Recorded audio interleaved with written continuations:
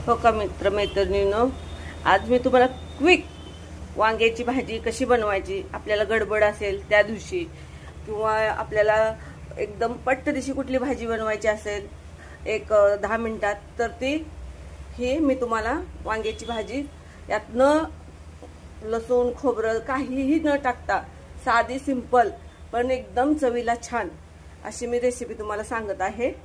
इथं मी लसूण घेतलेला आहे वाटून। हे आपलं घरगुती काळा मसाला आहे। ही वांगी आहेत। आता मी तेलामध्ये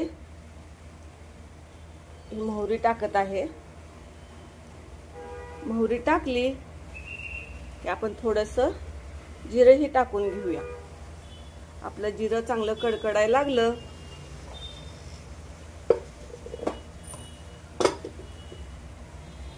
मित्रमैत्रिणींनो, मी माझ्याकडनं काही चुकत असेल बोलताना तर सांभाळून घ्या, कारण का मला आत्ताशी मी व्हिडिओ काढायला सुरुवात केलेली आहे। जेवढं जमते तेवढं मी व्हिडिओ काढून टाकत आहे। तरी माझ्याकडनं काही चूक होत असेल म्हणजे अजून किती व्यवस्थित व्हिडिओ काढायचा असेल, तुमच्याकडे काय म्हणजे असेल सांगण्यासारखं तर मला कमेंटमध्ये जरूर सांगा।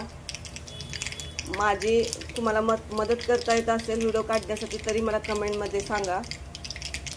आता आपण ही जिरं मोहरी कडलेली आहे, त्यात आपण लसूण टाकूया।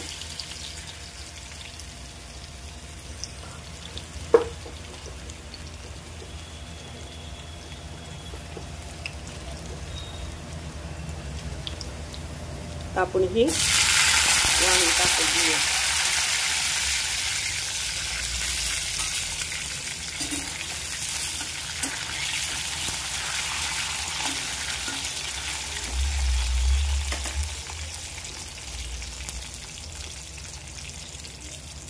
थोडी हळद टाकूया।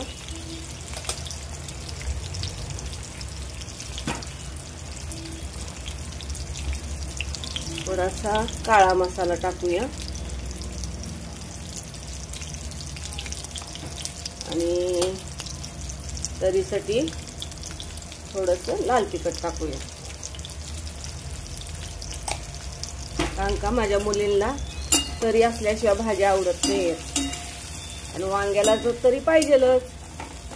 हे बघितलं किती छान कलर आले आताच आपल्या वांग्याला। आता मी यात थोडंसं शेंगदाण्याचं कूट टाकून घेते।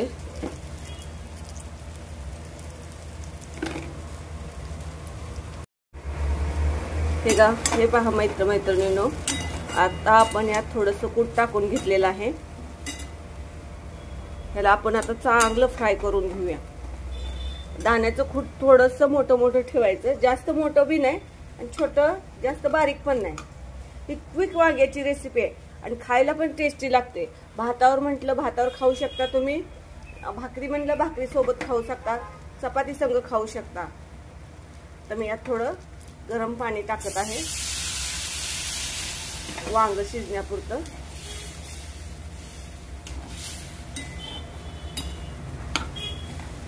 आता ही आपली वांगी शिजले रेसिपी तयार।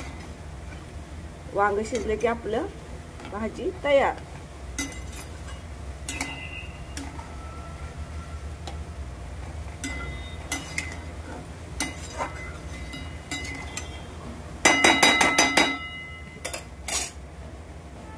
कशी दिसते वांग्याची भाजी?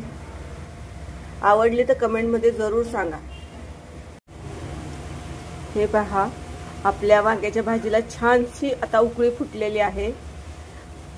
मित्रमैत्रिणींनो, मी मराठी बाई माणूस आहे, मी स्वतः प्रयत्न करत आहे काहीतरी करण्याचा, तर तुम्ही मला नक्की सपोर्ट करा।